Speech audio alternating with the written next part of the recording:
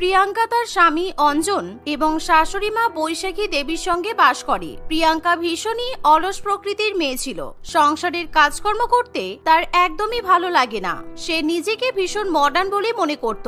প্রত্যেকদিন বাইরে ঘুরে বেড়ানো, বন্ধুদের সঙ্গে পার্টি করা, সিনেমা দেখতে যাওয়া ইত্যাদি তার পছন্দের বিষয় ছিল। তার এই স্বভাবের জন্য প্রিয়াঙ্কা সবসময় তার শাশুড়ি মায়ের কাছে বকা শুনত।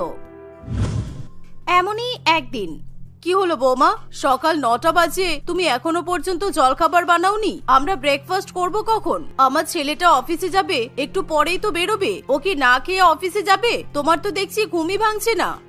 উফ মা, এমন করছেন কেন? আপনি তো জানেন কালকে সারা রাত আমার ঘুম হয়নি, সেই জন্য উঠতে একটু দেরি হচ্ছে। উঠতে দেরি হচ্ছে তারও তো একটা কারণ আছে। কালকে তো তোমরা মাঝরাতে সিনেমা দেখতে গিয়েছিলে। সারা রাত যদি বাড়ির বাইরে থাকো তাহলে সকালবেলা ঘুম থেকে উঠবে